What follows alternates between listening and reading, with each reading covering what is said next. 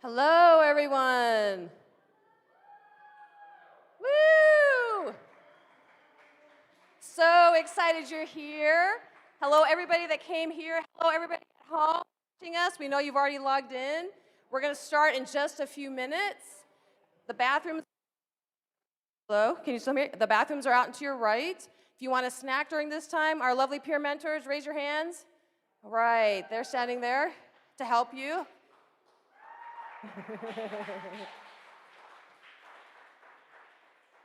Our faculty are in the beautiful chairs over here to the right with our president, Dr. Peterson. Back here, we have some student life and leadership folks.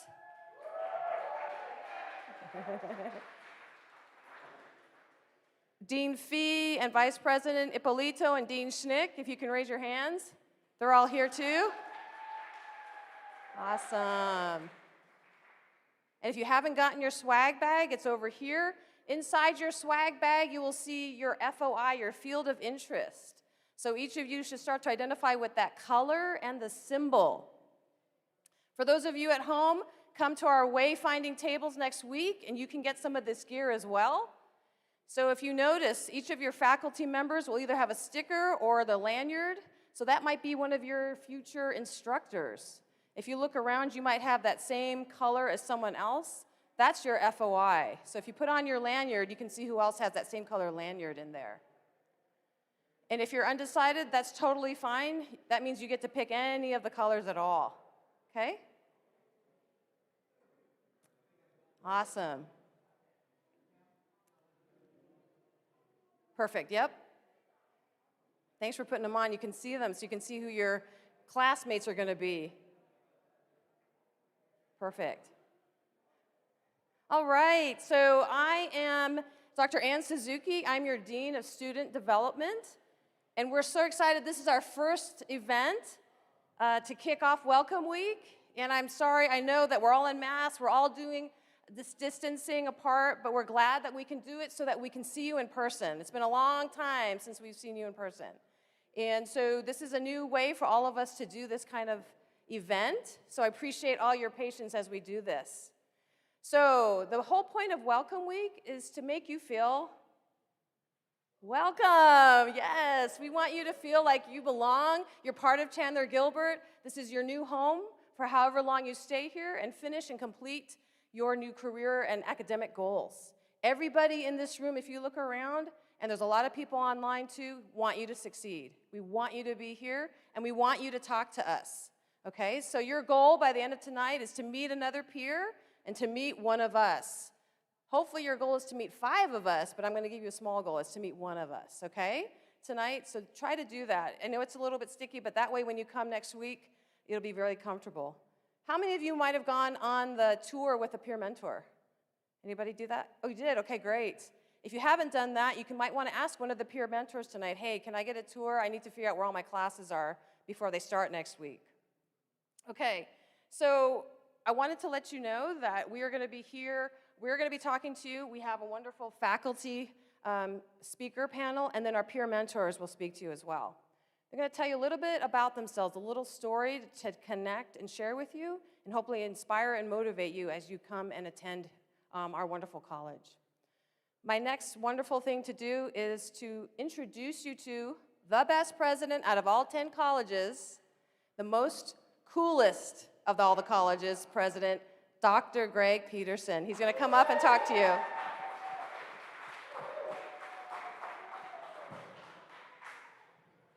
Good evening. Welcome, welcome. It is so good to see you. It's good to see people, right? It is so wonderful to have you on campus. I'm Greg Peterson. Chandler-Gilbert is the best college in the county, in the state. We could say even larger, right? You're in the right place. We're excited where you'll start here and what you'll do. So where you go next into your careers, transfer. We're just really excited to have you. Really excited to see you grow. You've got some amazing faculty, some amazing staff here that want you to be successful. We really are here to support you. So we want you, if you have questions, if you don't know something, there are no bad questions. Like, we are here to make sure that you are successful. I hope to see you on campus. If you see me, say hi. Hopefully, I'll grow my hair out a little bit longer by then. We'll see. We'll see how. I'm trying to be cool. It's not working. So thank you so much. Have a great evening, and we look forward to really having a great year.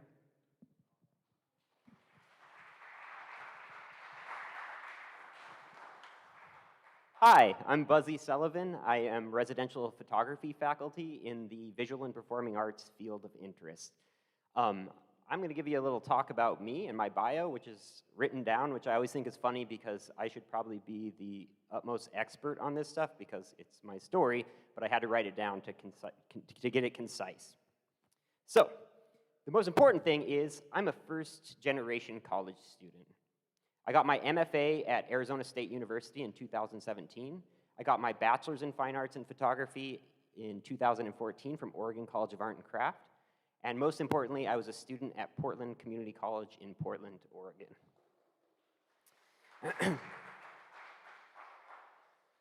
I don't know what the lowest GPA you can get and still get a high school degree, but that's what I got. I was never lazy in high school.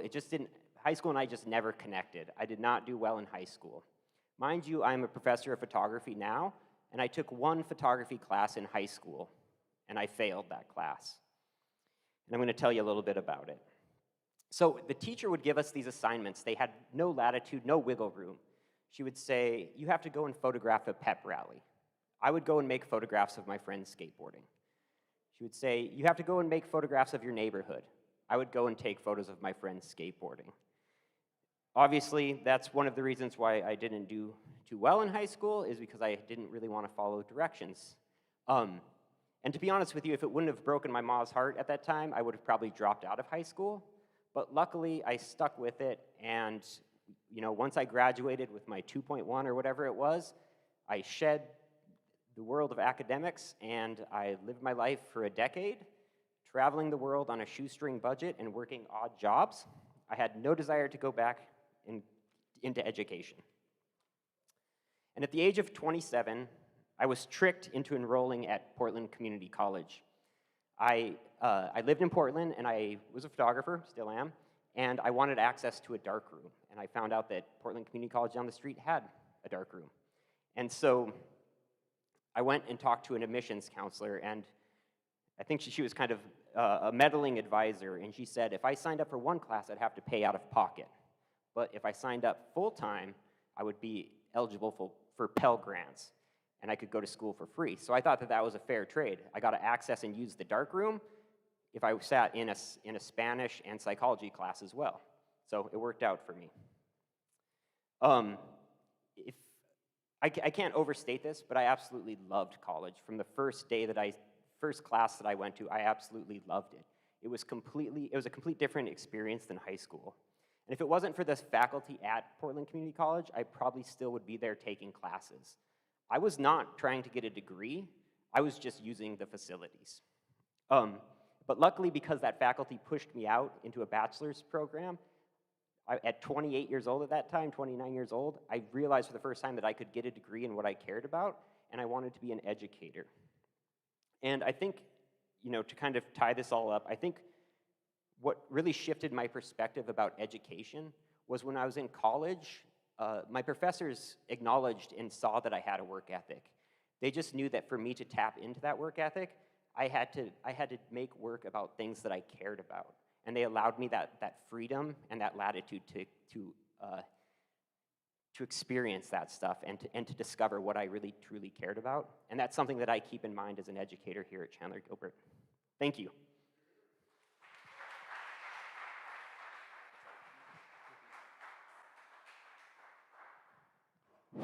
Test. Okay. Hi, I'm Dr. Elliot Turner. It's a pleasure to meet y'all. Can y'all say hi to me, make me feel a little better? When you get to be as old as I am, any little thing makes you feel better. So I've worked for Maricopa now for 22 years, going on 23 years. Little bit about myself. I was born in Chicago. At 12, I moved to Arizona. And if anyone remembers Arizona in 1972, we would go out and watch planes land, and that would be our big event of the week. I mean, that's how exciting Phoenix was at the time. I graduated high school in 1980-ish, because I had to take summer school-ish. Difficult path. It's one of those where they say something about yourself is, I really have, for me, the tour of duty that took me to stand at this stage is really circuitous. I've had 3 different careers. I was in the Navy for 12 years. I served on several ships, submarines, carriers, you name it, I served on it. I was in that little to-do called the Desert Storm, and then decided, this whole military thing, it's time for me to move on. I don't want a retirement pension. I just don't need it. So I got out. Walked right into homelessness for the better part of a year. I was 30, almost 31, and I started going to school.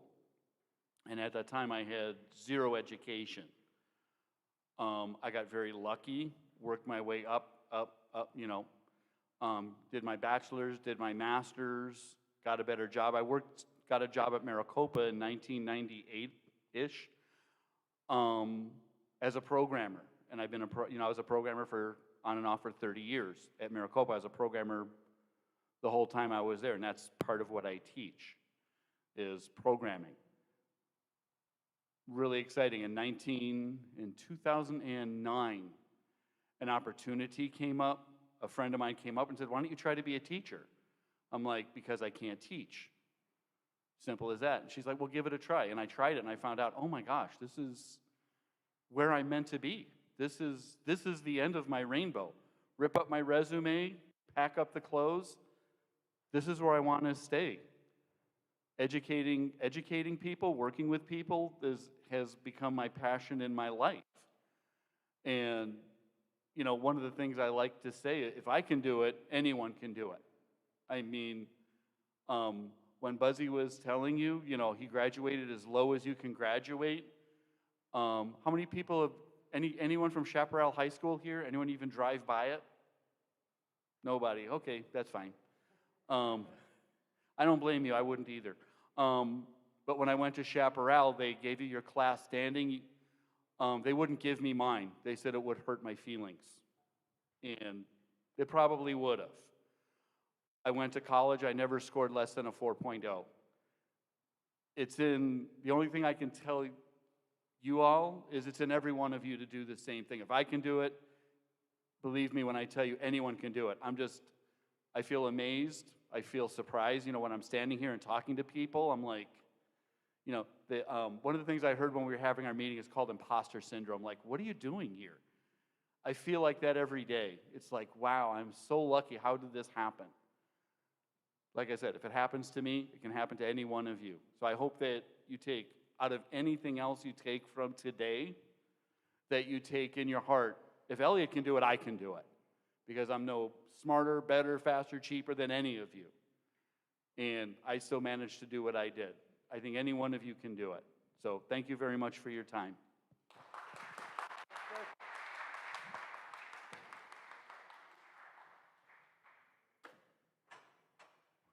Hey, great to see everybody. I'm Scott Silberman. I teach psychology here, but I am also a psychologist, and I'll tell you about that in a minute. I've been teaching here since the 90s. Can you believe that?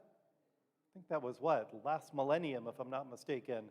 I really enjoy this. I teach a variety of psychology classes, Psych 101. I teach statistics when I'm needed to teach that, research methods, abnormal psychology, but the one that's the most fun, forensic psychology. You guys watch those true crime shows on TV, right? Yeah, that's pretty much what it's all about. Well, the work I do as a psychologist, not much since I work here full time, but I do some juvenile court psychology evaluations. So when kids get arrested, the judge will call a psychologist and say, what's wrong with this kid? So the reason why I'm telling you that, if I look familiar, that's not a good sign, huh? That's why we've seen each other before. Well, there's a lot of different kinds of psychology, and I'm here to represent behavioral science and human services fields. And if you don't like one, you can kind of morph and transition into another.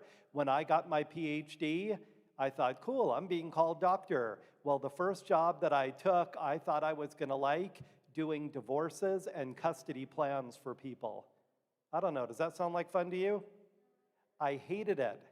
I kept a bottle of Advil in my desk because the judge would order people and they would do nothing but argue with each other. And then it quickly occurred to me, like, if these people could talk to each other, they probably wouldn't be splitting up, huh? So that made sense to me that they needed someone to help them make a plan for their kids and everything else. So yeah, that was my mistake, going into a field that wasn't right for me. But what I really like is teaching. I like students. I like being at the college. So I highly encourage you to seek me out anytime. Call me, email. If you're on campus, stop by my office because I would love to talk to you.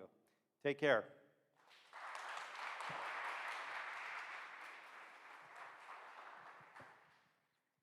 Hi, everyone. I'm Dr. Kim Mcgee. I am the Health Science and Public Service Division Chair, as well as Exercise Science faculty. First of all, I want to thank you all for coming out. This is one of the best things that you can do to get to know your college and get to know the programs that are available at your college and what opportunities you have. So I'm here to represent the health sciences field of interest. At Chandler-Gilbert, we have 4 main programs in the health sciences field of interest that we offer here at Chandler-Gilbert. So we have nursing, exercise science, nutrition, and EMT, which is emergency medical technology. So in addition to those, we have lots of classes that transfer over to other colleges within our district and to our major universities within the fields of health sciences. Right? So if you haven't gotten the theme, we're all kind of giving you a little bit of background on us and kind of how we got to where we are and some of the challenges we've had along the way. I received my bachelor's, master's, and doctorate all at Arizona State University in exercise science-related fields. So that may seem like I had a straight path and I knew exactly where I was going, but it was actually the furthest thing from the truth. I came to ASU on a track and field scholarship, and I was first-generation college student. So I really didn't even know how college worked at that time. Do you pick classes? How does this work? Luckily for me, being an athlete, I was able to go through a new athlete orientation where they took you around the college and they hooked you up with an academic advisor to help you figure out what you should be studying. So I looked at ASU College Catalog to try to find something that I gravitated towards. And I settled on nursing. I thought that would be a great field for me. I could see myself working as a nurse. And the best part about it is when I finished my degree, I could get a job. I met with Miss Betty, the track and field athletic advisor, and she says, Kim, I'm so glad you found something you enjoy. However, nursing is one of the few programs that, as an athlete, you can't do because clinicals combat with track practice. I'll say I was a little crushed because that was one of my very first grown-up decisions, and it wasn't going to work out, and I'd already started, visualizing myself in the field and working as a nurse, and so I was a little disappointed. But what Miss Betty did, and Miss Betty, my academic advisor, she became like family to me. She asked me why I wanted to be a nurse. What was I interested in? What was gravitating me towards that field? And she was able to show me 2 different degrees that may also speak to me. So zoology and exercise science. So I love animals, but I didn't see myself working in zoology. So I tried exercise physiology or exercise science. And it was, from there on, an instant connection. I've never done so well in classes because I loved what I was studying and could directly apply everything I was learning to what I was doing on track. And I continued in that field because I was just very passionate about it. So I guess what I'm going to say is you may have something in your mind right now, and it may work, and I hope it does, but think about there's always other doors that open as you start walking towards your degree, and you may find your life's passion even when you didn't think you were headed in that direction, right? So I wish you all the best luck, and I hope you have a wonderful first week. Please feel free to contact me if you have any questions about any of the health sciences programs or degrees, okay? All right, enjoy the rest of your night.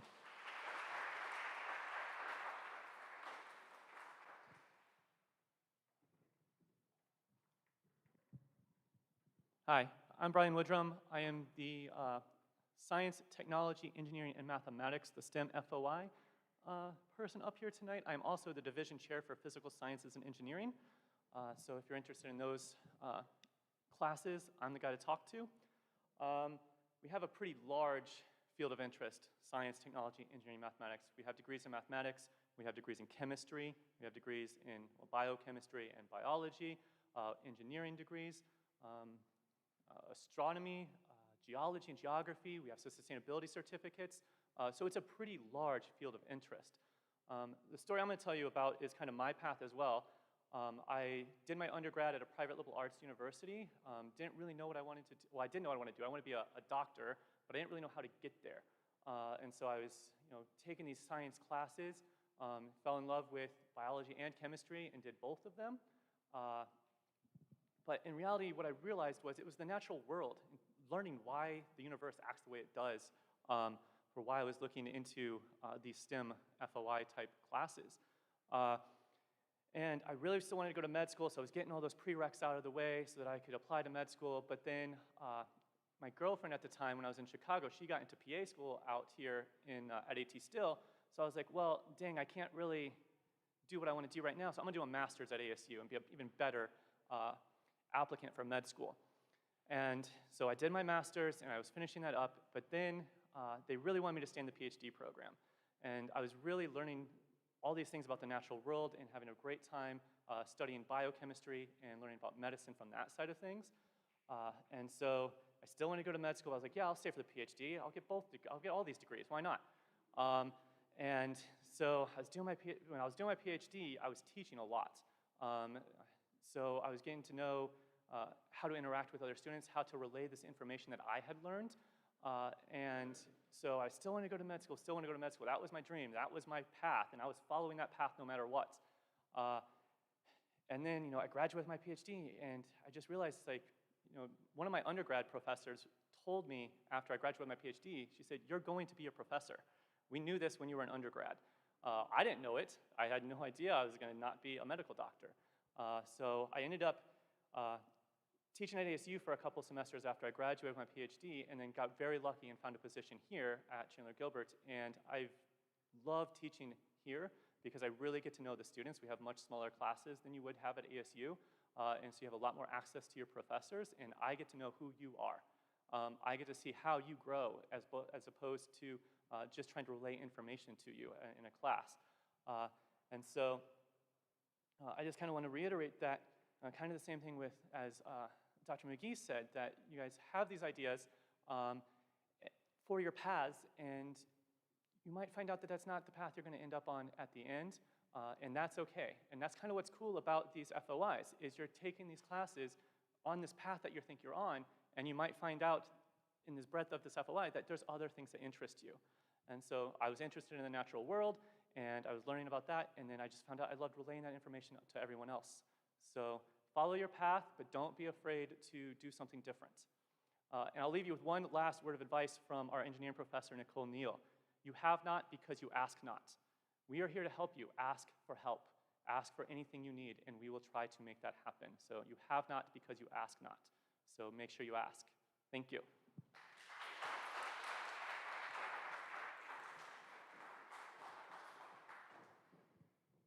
Hello, everyone. How many of you are business, entrepreneurialism, and management with your FOI? You got something like this blue? That's me.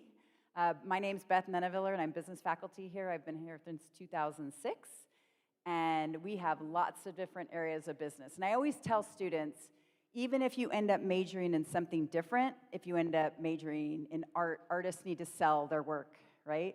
If you end up being a doctor, you need to figure out how do you get clients or how do you get people to come to your location. So all of these things are related to business, and some of the business principles apply to many different things. I had a pastor come into my class because part of him being a pastor was trying to get different people to come to his church and how to those business principles and to try to work with that money. So I'll give you my story. So I was one of those students, I had no idea what I wanted to do. I graduated from high school, and like Dr. Mcgee, I was a college athlete, and I was a high school athlete, and I went to Scottsdale Community College. Artichokes, So, hello, okay. I went to Scottsdale Community College as a volleyball player and had no idea what I want to do. Well, my sister majored in business, so I think I'm going to try business because I have no idea, right? And so a lot of you are undecided and don't know what you want to do. I chose it because that's what my sister did. So I took my intro to business class my first semester, partway through, said, this is not for me, and I dropped it. 1 W on my transcript that very first semester is Intro to Business, a class I've taught for quite a number of years. Turned into criminal justice. Oh, I think I'd really like that. I did that for about a year, and then I went to education. Oh, I'd like that. I found all these different things that I liked some things about and didn't like everything. Well, when I transferred to a university to play my last 2 years at Arkansas State, I went back to business. I said, I have no idea. I know I can use business principles for so many different things. And so I decided to major in business and ended up, as a student athlete, you have to progress through your degree.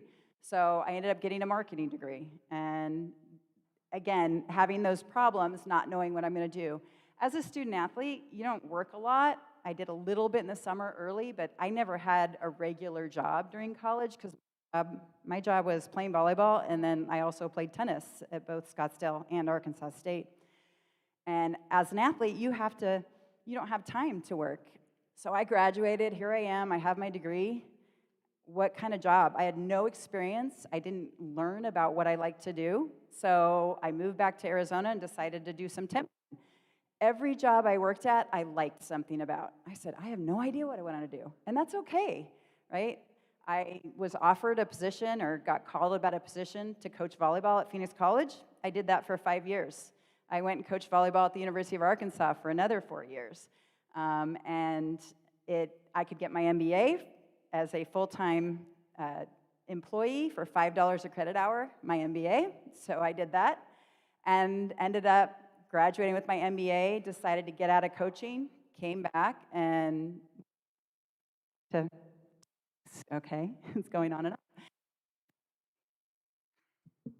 All right, is it working? Went back to Phoenix College and did some advising for students and went and got my MBA, started teaching, and I've loved it ever since. So my business and my education that I really started out with early both turned into the career. So don't be okay the fact you don't know what you're doing. That's kind of what everybody says. And just follow your path.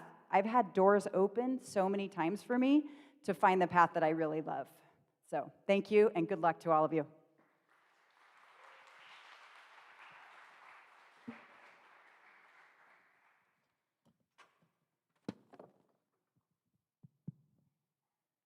I might be nervous about this microphone. Anyhow, like Ryan, Buzzy, I'm first generation college student, and I'm also going to read this, which I typically don't do in class, but I want to, one, stay on track and maybe not meander too much, so I apologize for this, but I'll see if I can do it. So anyhow, good evening. Welcome to CGC. I'm David Finley, and I'm residential faculty representing the culture and society field of interest tonight, as I teach 3 different prefixes within that field of interest. I teach in the HUM prefix, humanities, courses like Intro to Cinema, Holocaust Studies, and Hispanic Film. I teach E&H courses, which is literature or English humanities courses, and I teach E&G courses, which is English 101 and 102 primarily, which is what many students have to take. I received my bachelor's degree from Appalachian State University in Western North Carolina in the mountains, very similar to NAU in a way, and I did my master's in interdisciplinary humanities over at Arizona State University in Tempe. In terms of failures and challenges, which has been the theme tonight that I overcame to get here, like most people, there were many. But I won't tell you about the 16 different interviews I had across the district before being lucky enough to land at CGC as a residential faculty. And I won't tell you about being 30 years old with almost 10 years of college debt where my only job was working the door at a Tempe bar and delivering pizzas. And I won't tell you about the 5 years it took to complete my 4-year degree or the 4.5 years it took to finish my master's degree. I won't even mention that with years off between high school and college and graduate school, that it took me 11 years to do what most people do in 6, and some of my friends from high school in 5. These stories have value tonight, it's true, but they matter very little in our context, as every one of them has to do with the hardships and challenges I faced after completing a 4-year degree. And there will be challenges after completing your degree. But what about getting to college? Well, I worked a year after high school, not really by choice, but because I'd put all my eggs in one basket. That's a different story. And then went on, and they just didn't pan out. So I had procrastinated and applied too late to regular college and was not able to get in for the fall semester. So I was working my high school job at the grocery store and living at home with my mom. We fought. We fought hard. And I'd recently turned 18 and bought my own car with my own money and kind of felt like, I guess, I was an adult. But eventually things came to a head, and she actually threw me out one evening in a fight after fighting about my application actually for college, because she was supposed to help me type it. And of course, we were also arguing about things like my priorities and my lack of consideration. These may sound very familiar. Anyhow, I left that night. I slept that night in my car in a park in my neighborhood, and then I went to work the next day and told some of the guys my story. I spent the night on someone's couch the next night and someone else's couch the next night, and then I decided I would tell one of my friends who was actually still in high school. She told her parents immediately. They let me stay the night and let me use their typewriter to write my essay for the honors program. They let me stay another night, but being a Catholic family with 4 daughters in the house, they thought that maybe somewhere else would be more appropriate. At least the mom thought that, and made arrangements with another family and a friend of mine who I'd ran track with and who had 4 brothers, so they were used to having boys in the house. The father came up that night to break the news to me, supposedly. I found this out many years later. When he came up, he told me that he was going to move all of Teresa's stuff out of her room and that this would be my room from now, as long as I continued working and planning for college, and that he charged me $100 a month for rent, which I was already paying at home to my mom. When we went downstairs, his wife asked, "Did you tell him?" And he said, "Yeah, he's staying." I lived with them from January through August of that year, and then when I packed up my car to go to college, they bought me school supplies, a winter jacket, and gave me all of my rent back. I stayed with them that every break whenever I was home, including Christmas and spring break, and every summer, and college for me would have never happened without that family's generosity and faith in me. So lastly, I'll also give a bit of advice. Don't be afraid to ask for help, and don't be afraid to accept it if someone offers it. Accept people's generosity, and finally, do what you love, not what you think will make you money. If you love it, you'll strive to be the best. You'll look forward to getting up every morning, and you'll eventually be successful and make a comfortable living at it. If you don't love it, I'm not sure how much money you'll make at it, not to mention it might be joyless and really just work or a job versus a career or a profession, which is probably one of the reasons you're here tonight to hear about your fields of interest as you begin this journey in higher education to fulfill your destiny. So I wish you luck, and I hope to see you in some of my classes in the fall.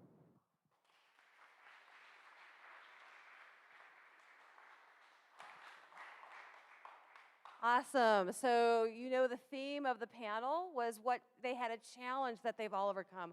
We know that the faculty here are very successful. They've earned and worked very hard to be where they are, but it's so nice for them to be vulnerable and tell you, you know, it's not always easy, but they overcame it.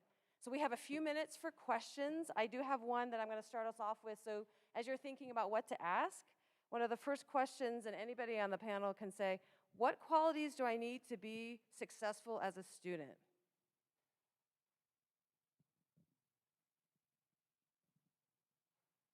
One of the things I notice most students struggle with is time management and making sure you put aside time in your schedule to focus on your studies. And it can be difficult. We know we're all working, you guys are all working a bunch probably, and you have family duties and things like that, but block time in your schedule just for school and just so you guys can focus on your studies. It's one of the most important things I find students need to do. Also, don't be afraid to ask your instructors for help. It's amazing that students don't come and ask me, and I might reach out to them and say, can I help you with something? And they're like, oh, and then they tell me, and it's something a big deal. Like, don't be afraid to ask your instructors for help when you feel like you need it. Awesome. Any questions so far? Okay, my next one that I have is, what is the best kept secret of Chandler-Gilbert that you want students to know about?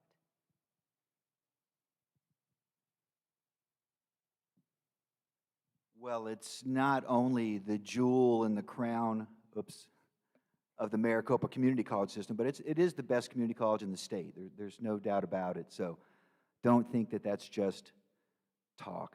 That's a real thing.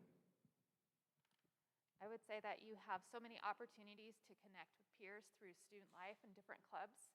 And so if you take the opportunity to look into the different clubs and different things we offer, you can create a really good experience here, create a lot of friendships, and you'll have a really enjoyable time at the college. You're working hard, but you're going to have fun too.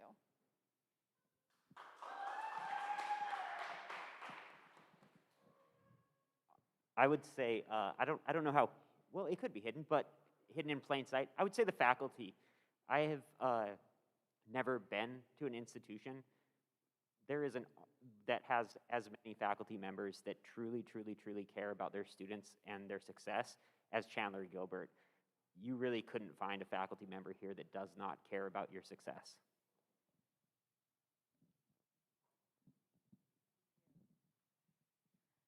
What is a syllabus and what are faculty office hours?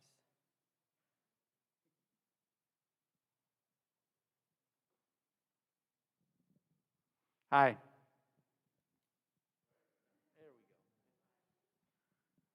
So a syllabus, quite simply, is I promise to do for you what you promise to do for me.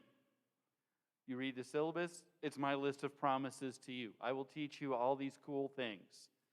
In return, you'll respond by doing your homework, being on time, not being distracted, all the other things, all the fun things. It's a contract. Believe it or not, it's a binding contract between the faculty, the student, and the school. So if you do well, don't have to worry about it. If you have an issue, the first place I always retreat to when I was a student was, what does the syllabus say? Because that is you have federal law, state law, school rules. Then the very bottom one is, what are the individual rules of this class? And they can be very different from one class to the next, i.e. cell phone usage. Some classes may say you can have your cell phones out. Some will say, I will fail you immediately if you have a cell phone. You got to know your syllabus. Can you hear me without the microphone? I'm a laptop. Office hour. Asked in the same question.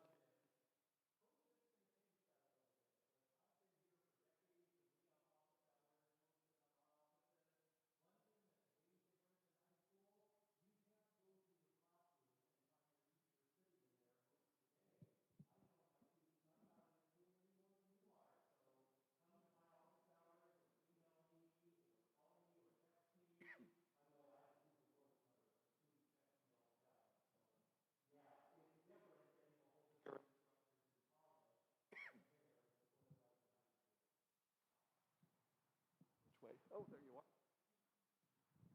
Okay, what should I expect on my first day of class?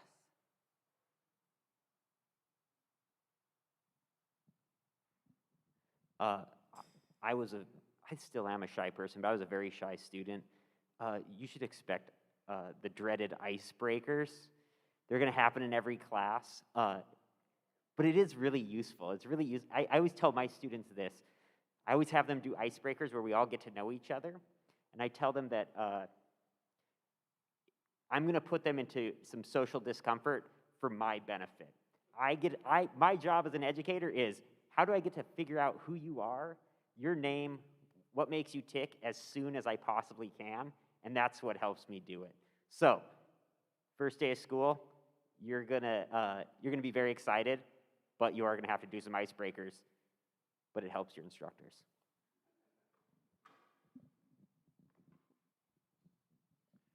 First day of school, if it's your first day of college ever, expect a very different experience than high school.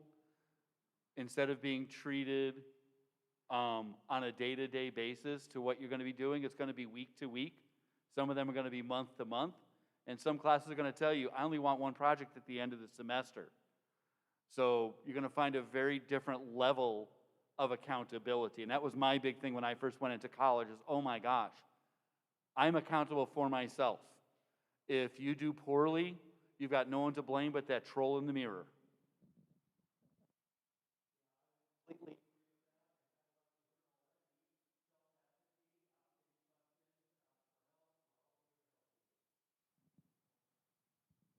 Any audience questions?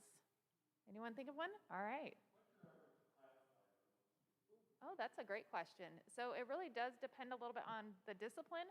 However, we don't have many large classrooms that we've found in campus. We're noticing this with COVID. Our classrooms are, 24 students is about an average classroom size. And I would say this fall we're even a little bit shorter than that, so we can give everyone some safe distancing between each other. Yeah. Does it vary much between yours? About right around the sweet spot? Okay. Yeah. Great question. Anything else from the audience?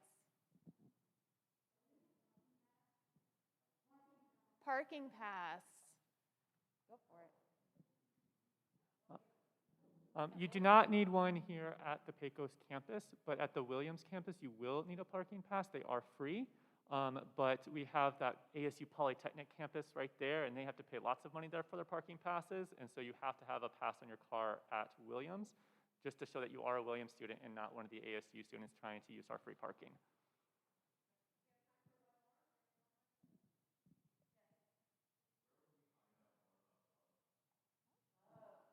Hey, Mr. Mike. If you're a business, I'm one of the DECA advisors, so for that club, but there's lots of great clubs, and it's a great way to get connected to campus.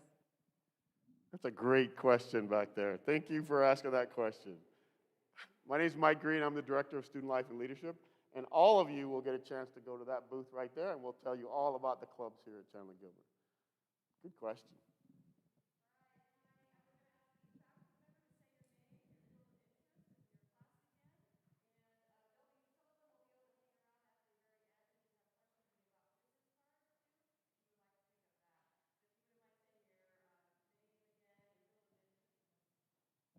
Hi, I'm Beth Neneviller. I'm Business Entrepreneurialism and Management, and I have my cards over there, so feel free to reach out. I teach business and management classes and business communication.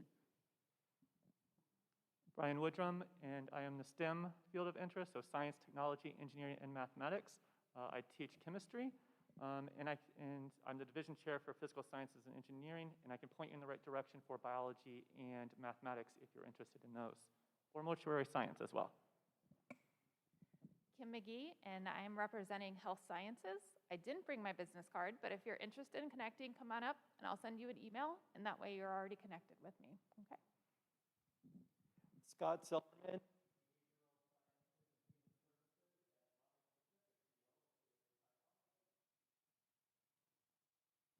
Dr. Elliot Turner, computer information systems, programming, web development, networking, all that fun stuff. Buzzy Sullivan, I know it's a silly name, and I teach in the visual and performing arts. So that's all the, music, dance, photography, drawing, painting, ceramics, all that stuff. And specifically, I teach photography, art marketing, and some art history classes. I'm David Finley. I'm representing Culture and Society, and I teach this fall. I'm teaching the Intro to Cinema class combined with English 101. For those of you that have already had English 101, there's an option to take it with English 217, personal and exploratory writing, so that all the writing is geared about the film, so it's a 6 credit hour block. I also have an E&H 255 contemporary U.S. lit and film, and in the spring I'll be doing Holocaust studies, Hispanic film, and maybe some more lit and film, I forget. Anyhow, I've got some business cards. I think I have 499 business cards still, but I just changed offices, so it's the wrong office and the wrong phone number, but it's the right email, so I'll bring them down to Ann, just in case anybody wants those. Awesome. Can we give a round of applause and say thank you? Thank you to the faculty.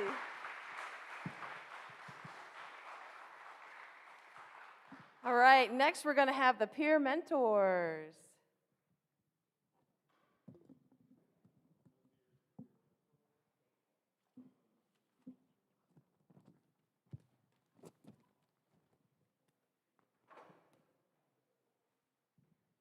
Hello, my name is Amanda Juarez, and I am a peer mentor, part of the Visual and Performing Arts.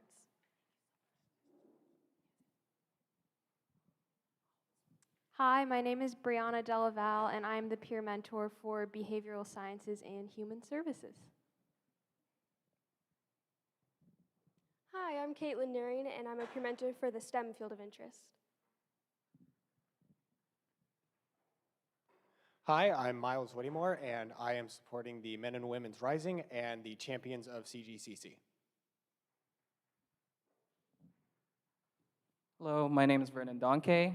I'm a peer mentor for the business field of interest. Awesome. So I also want to point out, Ryan's going to kill me, but Ryan, can you just wave your hand? He's our fearless leader and director of this program. Yeah.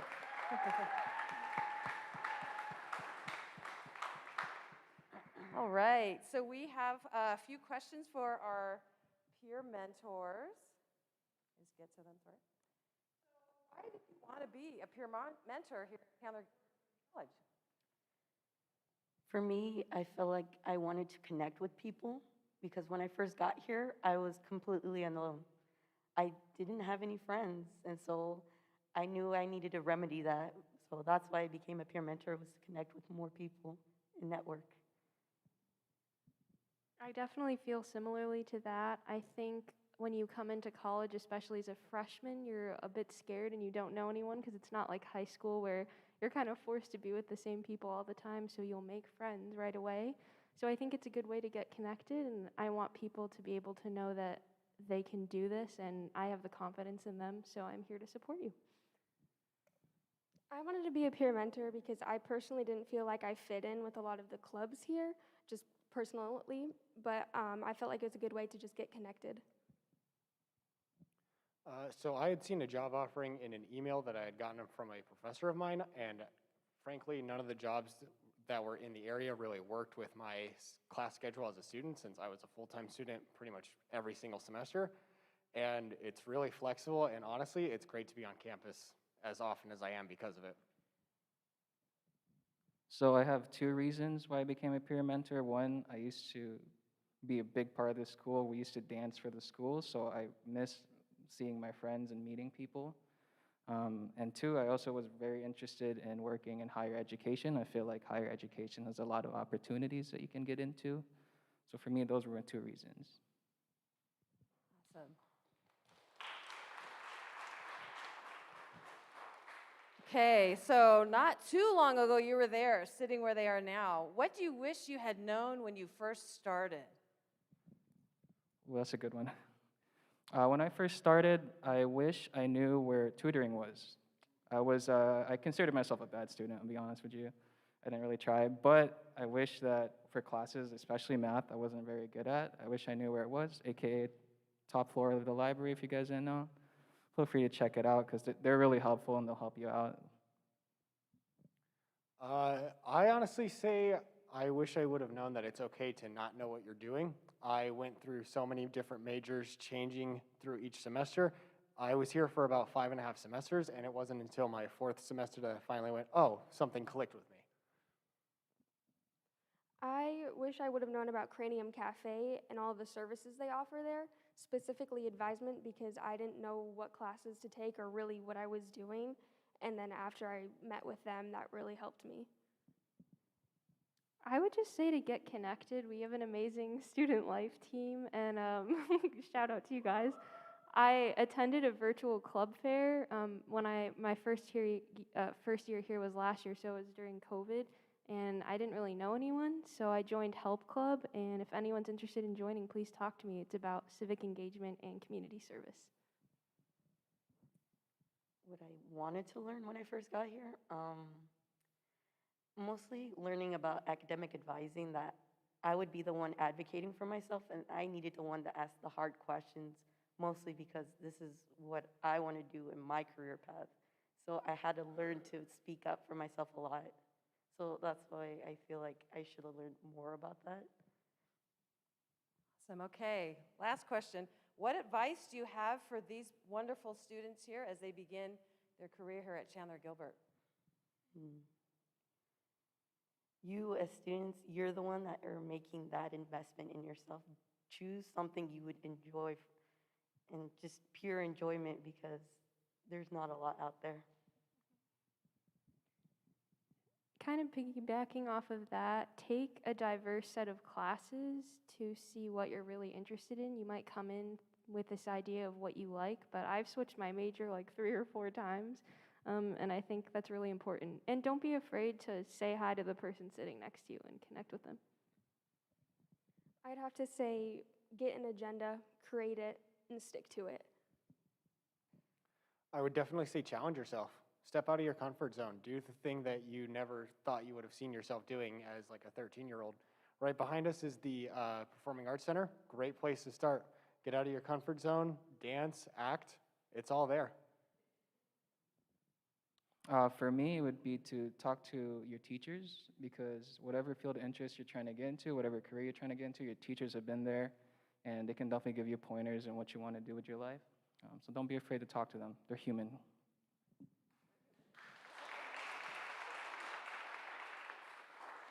Are there any questions for the peer mentors before we close out? You'll be able to talk to them too when you're on the last part. All right, so we want to say goodbye to the virtual people at home, and thanks for joining us. Hope to see you next week at the tables, and look for all of us since you're not here tonight. And next we will have breakout sessions with the peer mentors. Will be leading you to the next part of the show tonight.